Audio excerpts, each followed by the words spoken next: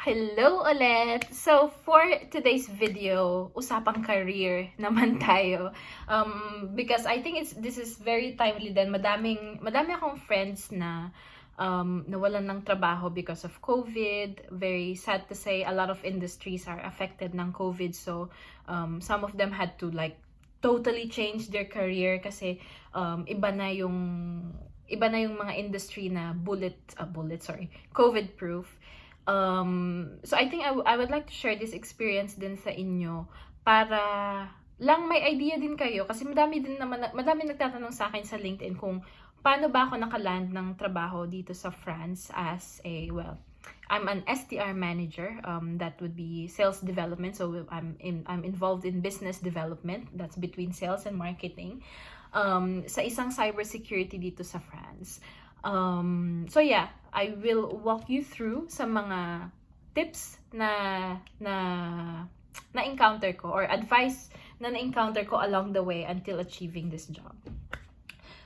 So first, I moved here to France to study my master's degree in business administration. That is up for another video if you want to go check that out. And then after graduation, we kind of didn't plan. I mean, we don't have any strict plan, me and my family. We don't know for sure if we're staying here in France or we're going back to the Philippines or maybe to his home country. My husband's from Tahiti. So we weren't sure because it will depend a lot on what's gonna happen after my graduation. Pero I really loved the country. I fell in love with France. It's such a beautiful country. And I really wanted to stay that time. So, ang sabi ko, I'm gonna work hard to really get a job. And plus, nakahanap na rin ng magandang trabaho yung husband ko dito. So, parang sayang kung aalis pa kami, 'di ba? So sabi ko, I will really work hard para makahanap ng trabaho dito sa France, para we can stay here for a bit because it's also good for our son. I really like their education system here at an early stage.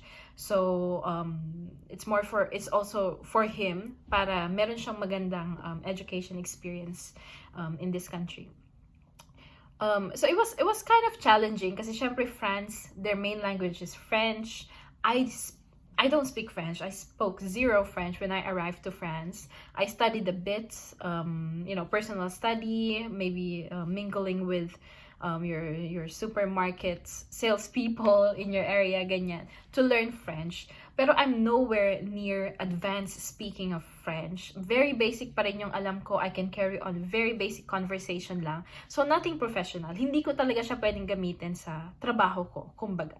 So, doon sa job search ko, kailangan kong makahanap ng trabaho na hindi ko kailangan magsalita ng French.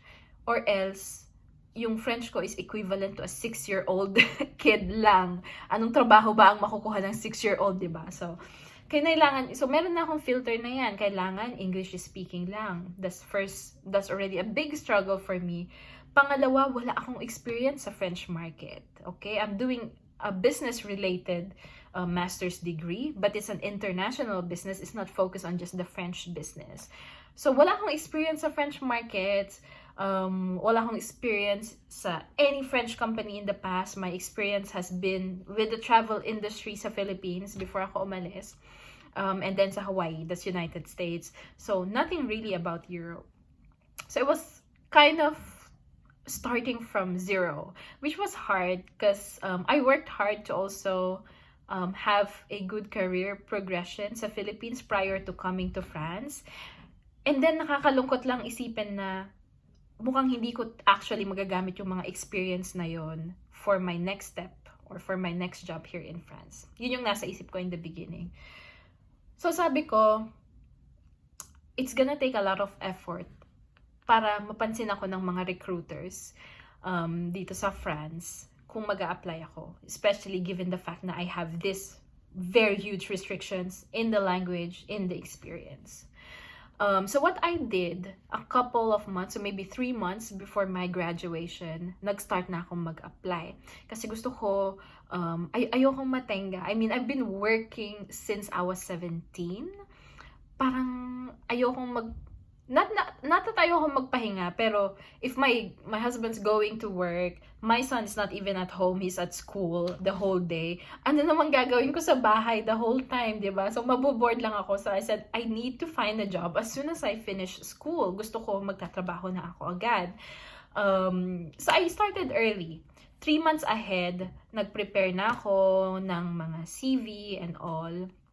And I know hindi ito something new, pero I sent out very customized CV or resumes sa mga in-applyan ko.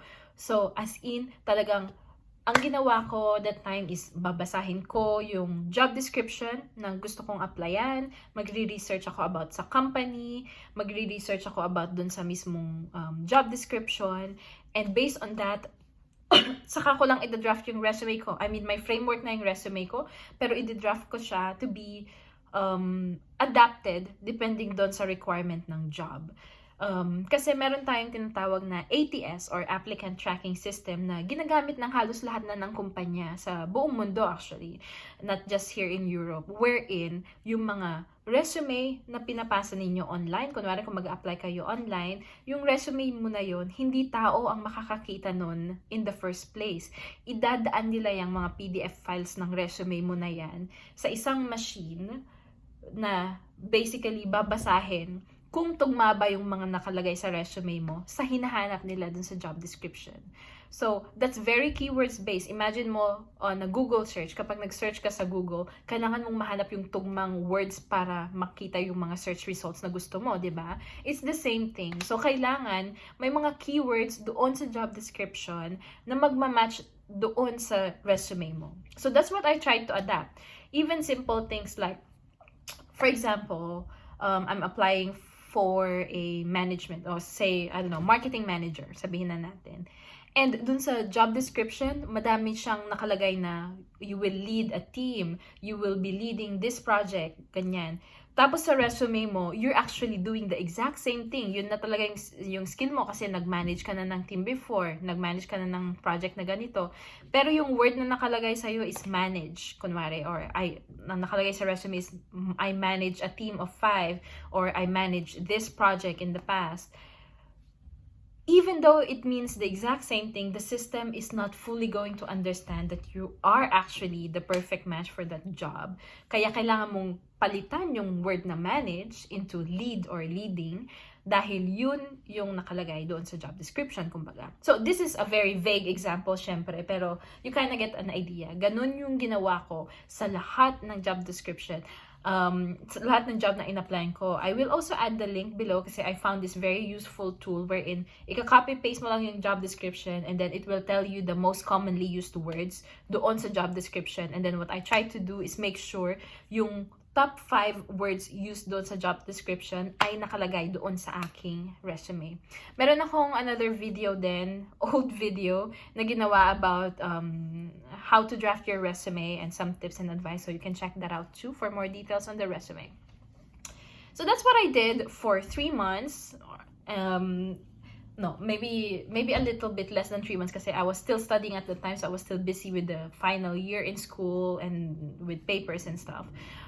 So I was doing that a lot every single day, as in walang pahinga. When I finish school, balik ako sa bahay. I need to do my mom duties, right? So I need to cook, play with my son, tulungan si hubby mag-homework with the son, spend some time with hubby then, and then pagtulog na yung aking son, dun lang ako makakapag-homework. And then after ng homework ko, hindi pa ako pwedeng matulog kasi kailangan ko pang mag-send ng resumes dahil meron akong sineset na target na daily target ko kung ilang resume ba yung gusto kong isend per day. So, lahat yon as in, parang natutulog na ako ng 1 a.m. tapos gigising ako ng 6 a.m. kasi kailangan kong ihatid yung anak ko sa school. Siyempre, gawa ng breakfast, ganyan. Hatid ko siya sa school, from his school. Ako naman yung pupunta sa school ko, ganyan. So, medyo madami din tayong pinagdaanan bago tayo nakarating dun sa job na pinakauna mong job sa bagong bansa. So, sending out resumes, did that a lot. And then dumating sa point na hindi pa rin ako nakaka-receive ng madaming response. So, sabi ko, hindi pwedeng magtuloy-tuloy yung ganitong phase lang. I need to do something more. So, I started going to different events, as in, search sa Facebook, sa Google, sa LinkedIn, so many platforms. I tried to search for different job, how do you call these events? Like when they have like a full day job hiring event, something like that. So, job events or job hunt events. I searched all of them around my area. Wala masyado sa area ko, so I expanded it sa buong Paris. So imagine mo, kunwari, I would go to school with that schedule that I just mentioned to you. Before going home, meron ako natitira siguro mga 2 hours just for myself bago ko pick upin yung anak ko sa school.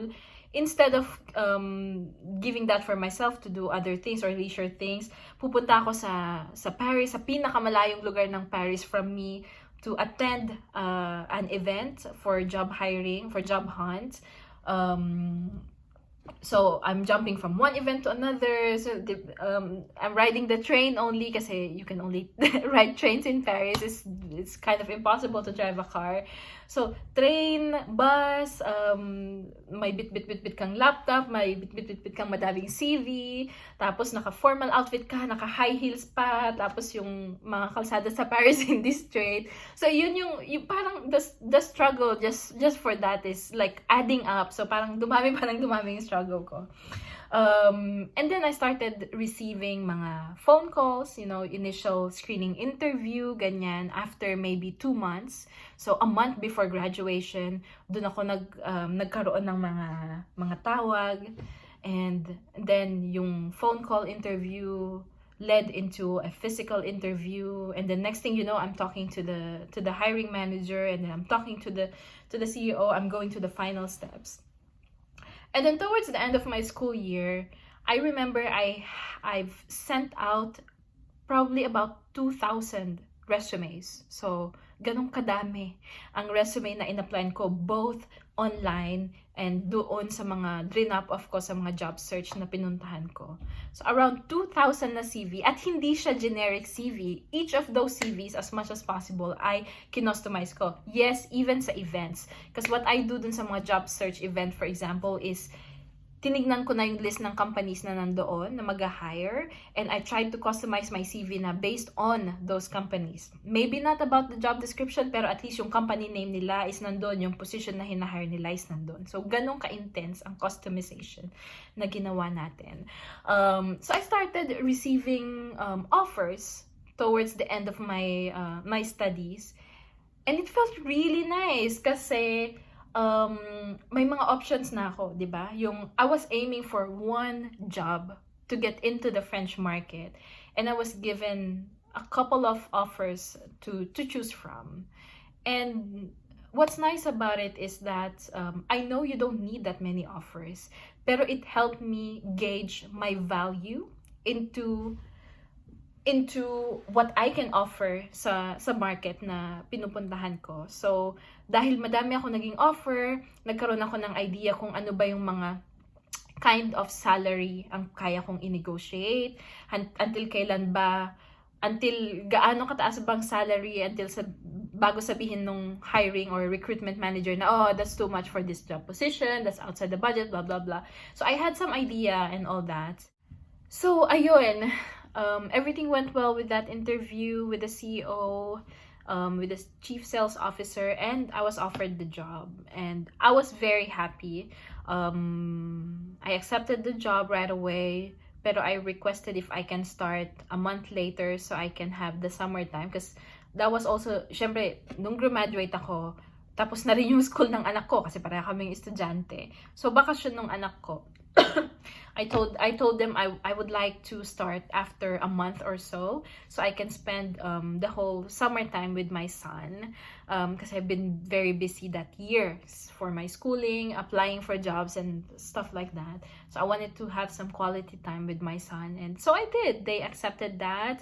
That was around July when I got the offer, I think. In June. I started interviewing June. July, I got the offer. Pero I didn't start with the company until around September. So I had the whole August just for me and my son. My husband still was going to work, of course. But I was able to spend time with my son after a very busy year for us. It was a very busy year for my son then because it's his first time studying in France in a totally different environment, in a language that he's never spoken before. Hindi din nagfe-French yung anak ko when we moved to France. So yeah, it was very tough for all of us here when we first moved in France. Like for everybody when you just move to a new country naman. So I was happy I had that time with my son before starting a job that I really liked and worked hard for. So yeah, that was my story. I think the main key takeaway for that is filling up your pipe. I mean, kung alam mong hindi madali, I think lahat naman ng job search na ating pinagdadaanan ay hindi madali. You need to fill in your pipe. So, kailangan madami kang starting point, kumbaga, before ka makakuha ng quality endpoint. So, dapat, I'm not saying send out 2,000 resumes din kasi baka hindi effective yun para sa akin dahil sobrang dami nun versus, I don't know, maybe 5 offers na nakuha ko.